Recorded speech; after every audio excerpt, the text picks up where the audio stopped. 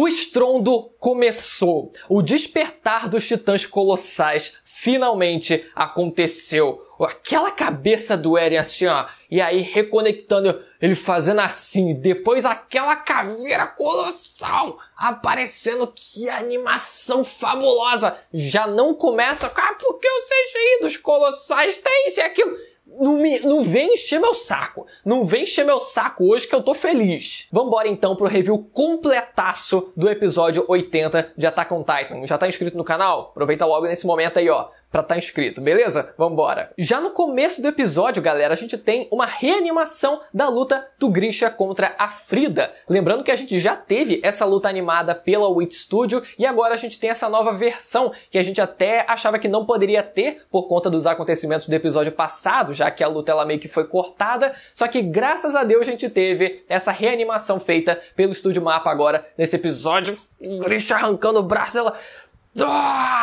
e comendo de novo a espinha dela, arrancando a espinha com a cabeça junto, enfim. E tivemos também uma recapitulação do Grisha depois dele ter conseguido o poder do Titã Fundador ali, enxergando o Zeke falando algumas coisas, assim como a gente viu episódio passado. E galera, aproveitando então, já que a gente teve essa recapitulação, aquela pergunta de novo, por que o Grisha passou os seus poderes para o Eren, mesmo sabendo que ele iria causar a destruição mundial? Vamos entender o seguinte, porque naquele mesmo dia em que o Grisha ele roubou o poder do Titã Fundador, estava acontecendo também a invasão nas muralhas pelo Reiner e pelo Bertholdt. Ele não sabia que aquilo estava acontecendo, mas depois que ele descobriu que a Carla, a esposa dele, tinha sido morta. E é por isso que ele entra num desespero ainda maior. Ele queria também se vingar. É por isso que ele passou o seu papel de tentar restaurar ali, né, os restauracionistas, tentar restaurar o Império de Eldia para o seu filho. Porque mesmo que o Eren ele fosse o causador da destruição global, ele também conseguiria executar essa vingança pela esposa morta dele. Além disso, tem o fato também, como eu falei semana passada, dele já tá lá loucaço, lá, tipo, à beira da sanidade, então ele não tava raciocinando ali com todos os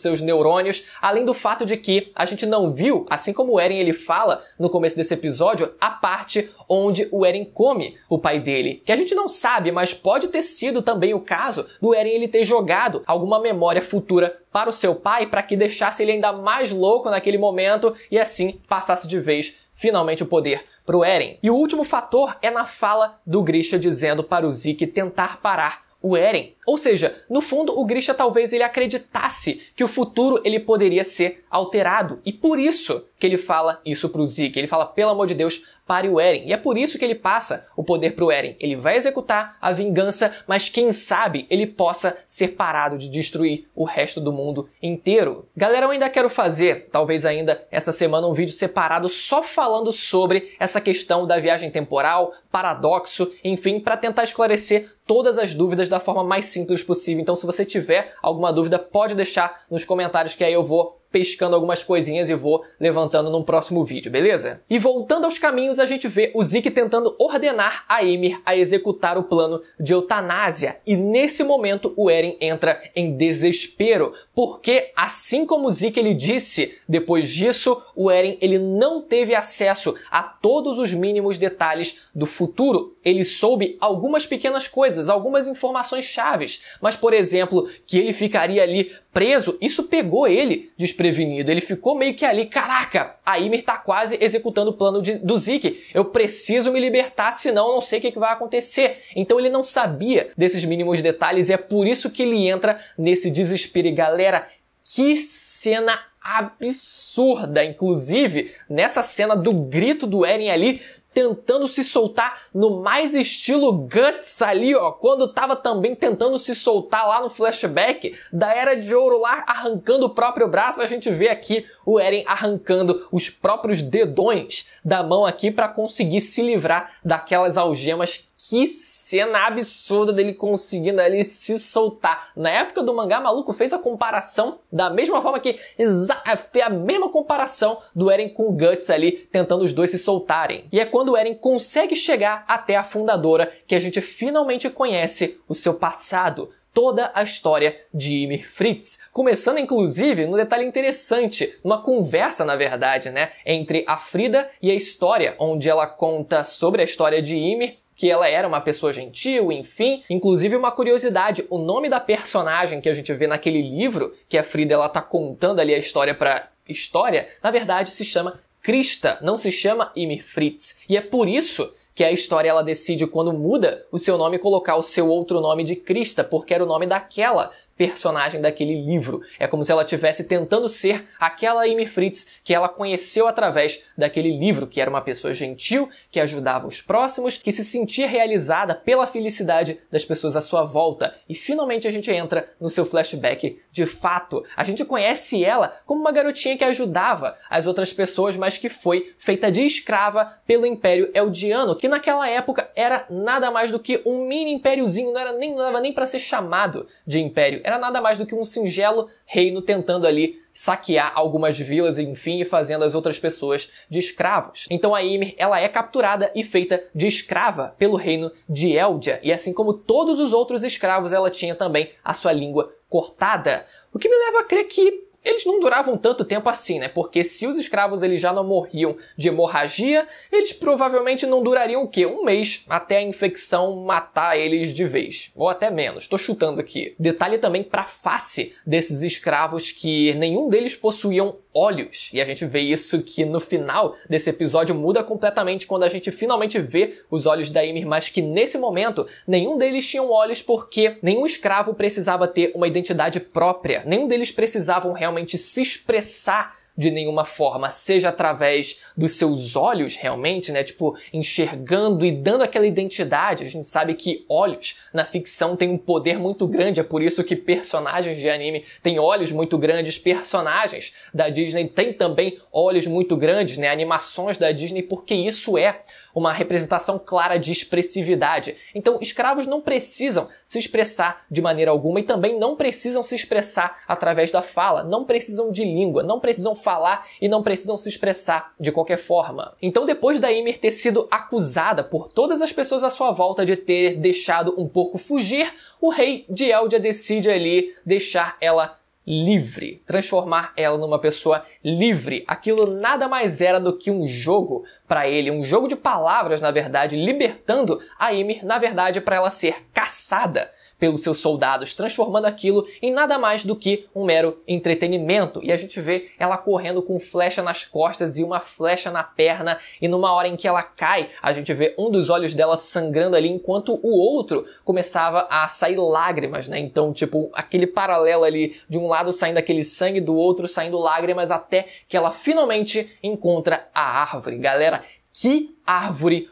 colossal, que árvore enorme. Ela entra naquele espaço e dentro daquelas raízes ela acaba caindo num lençol freático. E dentro daquele lençol freático, um parasita se une ao seu corpo, dando origem ao primeiro titã da Terra. Galera, eu também vou fazer um vídeo só falando sobre esse parasita, levantando os pontos mais problemáticos sobre essa criatura, enfim, tentando arrumar algumas explicações para a existência dela, mas enfim, fiquem ligados ainda no canal. Então, dessa forma surge o primeiro titã na Terra, com as suas costelas do lado de fora e o seu rosto sem qualquer pele ou músculo ou órgãos, somente uma caveira para simbolizar aquela que deveria estar morta, que deveria ter sido morta, mas que não foi, que acaba voltando dos mortos para assombrar aqueles que tentaram matar ela um dia. Só que a grande ironia de tudo isso é que por mais que ela tivesse adquirido todo o poder, o máximo poder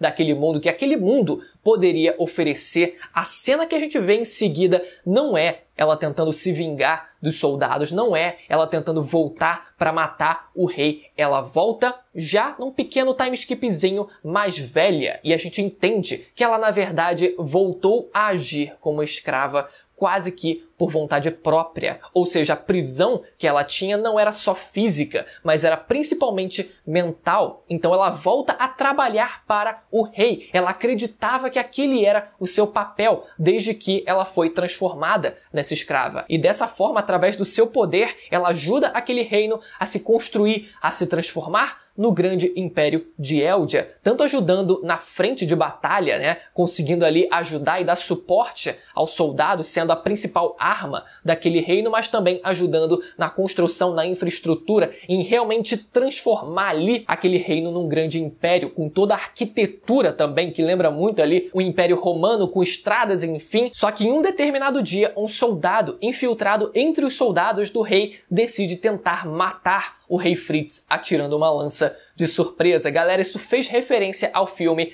300, onde o Leônidas ele também tenta atirar essa mesma lança dessa mesma forma, galera. Só que a Ymir se joga na frente e acaba recebendo aquela lança pelo rei. Só que ao invés dela usar o seu poder de regeneração, ela não decide usar. Na verdade, ela decide aceitar a sua morte. E é aceitando a sua morte que ela desperta nos caminhos, aquele universo metafísico, onde o tempo é irregular, pode se passar numa fração de segundos ou pode demorar milênios. Naquele refúgio mental criado pela Ymir Fritz, ela poderia viver para sempre. Depois a gente vê a clássica cena do rei Fritz dando o corpo da Ymir para suas filhas Maria, Rose e China comerem. Galera, a clássica cena delas comendo o corpo da própria mãe. Nesse caso, um pouco mais censurado ali, né? Sem tantos detalhes explícitos, uma cena um pouco mais escura pra gente não ver todos os detalhes assim. No mangá, a coisa é completamente explícita. Já no anime foi um pouco suavizada. E finalmente a gente conhece o nome das 3 muralhas, que na verdade surgiram a partir do nome das 3 filhas da Ymir Fritz. Já quando o rei tinha ficado mais velho, já no leito da sua morte, ele diz que caso suas filhas morram, que seus netos comam as suas espinhas. E dessa forma surgem os 9 titãs originais. E aqui, galera, a gente tem que se desprender um pouco dos detalhes que não foram exatamente esclarecidos. Como, por exemplo, como o rei sabia que ele precisava dar o corpo da Ymir para suas filhas poderem comer. Tudo bem, ele não sabia do detalhe ainda da espinha, mas qual foi a dedução que ele chegou para dar o corpo da Ymir para suas filhas comerem ainda cru,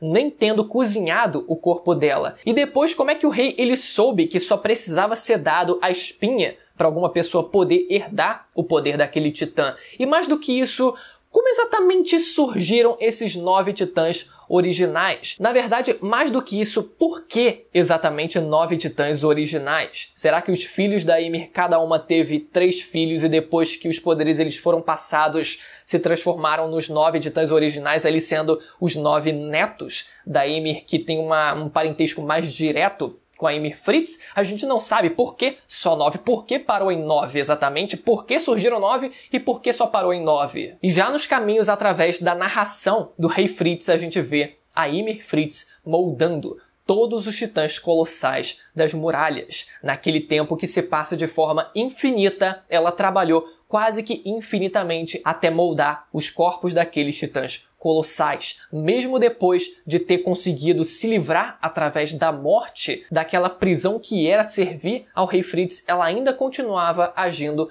como uma escrava, mesmo depois da sua morte, porque, mais uma vez, a prisão dela está aqui na sua mente. E todos aqueles caminhos eles foram criados a partir disso, como uma extensão da sua mente. E voltando ao presente, o Eren ele decide abraçar a Ymir. Ele diz as palavras certas para a Ymir. Ele diz as palavras que ela precisava ouvir. Muito diferente do Zeke, que cada vez mais, entrando em desespero, tentava impor a sua vontade, obrigando ela a fazer aquilo, seguir o plano dele. Na verdade, o Eren ele tenta uma outra abordagem completamente diferente. Ele age de forma serena, ele age de forma a tentar acolher a garota, né? Então ele diz, é você que estava me esperando, é você que me guiou até aqui de 2000 anos atrás. E essa frase, o título desse episódio e o título do capítulo referente a esse episódio, fazendo um paralelo com o título do primeiro capítulo e do primeiro episódio, para você daqui a 2000 anos. Galera, é até uma nostalgia, por mais que não tenham se passado 2000 anos pra gente, a primeira temporada saiu em 2013, então olha só, 9 anos depois, praticamente a gente vendo esse círculo agora se fechando. E nesse momento, os olhos da Ymir surgem pela primeira vez e ela finalmente tem uma expressividade. Pela primeira vez na vida, ela demonstra uma vontade própria. Nessa hora, ela chora e decide estar de acordo com com o Eren, ela decide também ajudar ele a destruir o mundo, a se vingar de todo mundo que causou mal a ela e até mais. Na verdade, não só quem causou mal a ela, mas descontar toda essa raiva acumulada por uma infinidade de anos em todo o resto do mundo. E nessa hora, o parasita que sai do corpo do Eren se reúne à sua cabeça, se reconecta à sua cabeça. E que animação daquele parasita ali meio transparente. Ficou muito legal aquele CGIzinho ali do parasita e o olho do Eren ali, ó, recobrando a consciência. E naquele momento ali a gente vê que também o parasita consegue puxar o Zeke para ele, assimilar o Zeke, afinal eles precisavam estar juntos ali e juntos eles se transformam ali no Eren colossal que vai crescendo, galera. Aquela caveira ali, ó, que animação maravilhosa ali, ó, das costelas crescendo e aquela coisa só tomando uma dimensão absurda, assumindo uma forma que nenhum outro titã fundador assumiu antes. Galera, isso tem muito a ver com o fato dele ter perdido o corpo humano dele. Na verdade, você vê que essa transformação foi diferente, por exemplo, da original, né? Quando a Ymir Fritz, ela tem ali o parasita assimilado no corpo dela, a Ymir, ela ainda possuía o seu corpo de humano. Nesse caso, o corpo de humano do Eren, ele provavelmente foi ignorado, só restando a cabeça ainda humana. E é por isso que ele assume essa forma de um grande colosso somente feito de esqueleto, porque acaba representando muito mais o corpo do parasita do que o corpo humano do Eren em si. A gente não viu ainda o rosto, a gente teve, na verdade, uma representação do rosto dele no final desse episódio, né? Quando ele dá a mensagem, quando ele avisa. E galera, que fala, que discurso, aquela voz ali, ó, naquele microfone ali, ó, no estúdio ficou linda aquele discurso do Eren, só a voz dele ali, ó, serena, falando sobre destruir o resto do mundo, enfim. Mas essa forma que ele assume, muito diferente de todo o resto, é por conta disso, aliás, inclusive também para fazer referência ao Godzilla, que é muito representado na ficção das mídias japonesas. Então, quando você vê aquela cena ali, ó, dele andando ali através das costelas dele, meio que como se ele estivesse nadando em terra, com aqueles espinhos ali cruzando na parte de cima, é para fazer referência ao Godzilla. E o Godzilla, ele representa uma força, o arquétipo da força da natureza que não pode separar do desastre natural, que nem em filme realmente, desses desastres que você não tem como combater. A única coisa que você pode fazer é fugir. A mesma coisa aqui, o Eren, ele tá representando a partir de agora uma força da natureza imparável e imbatível. É isso que ele tá representando. Ele se parece com o Godzilla por conta disso e também por conta do parasita, da estrutura física do parasita. E galera, os colossais, eles despertando das muralhas ali, ó, e a marcha deles foi um negócio incrível. Quando você pausa os frames ali, você vê que cada um tem um rostinho pelo menos diferente. Não foi uma cópia completa um do outro exatamente. Tem as suas pequenas mudanças, por mais que sejam todos feitos em computação gráfica, mas o filtro que eles colocaram tava muito maneiro, mas tava muito bom ali, galera. E aquele som tão absurdo que a galera nem conseguia conversar. E eu nem vou falar do Armin lunático. Nossa, deu uma raiva do Armin nessa hora. Ele falou, o Eren, ele tá do nosso lado. O Eren, ele tá do nosso lado. E depois ele fala, pera, mas ele tá despertando todos os colossais. Então ele não tá do nosso lado. Mas deu uma raiva dele nessa hora que eu nem quero me estender muito pra não aumentar minha calvície, pelo amor de Deus. Mas termina com aquele rosto do Eren ali, dando o discurso. Essa é a primeira representação visual do rosto do Eren. A gente ainda vai ver o rosto dele de fato, galera. Mas já deu uma sensação ali de ele sendo o monstro que tá prestes a destruir o mundo, galera. O momento aconteceu, o despertar dos colossais e o estrondo dando início. E que animação, que episódio maravilhoso. A narrativa da história da Ymir, seguindo muito fiel ali a forma como foi contada também no mangá, mostrando alguns flashes. Eu espero que vocês tenham gostado do vídeo. Se você ficou até aqui e não foi inscrito, pelo amor de Deus, se inscreve no canal para não perder os próximos vídeos, reviews semanais do anime e também outros vídeos que tem aqui no canal sobre o universo de Shingeki no Kyojin. Aproveita também para ativar o sininho para não perder a notificação desses próximos vídeos. Até a próxima. Tchau.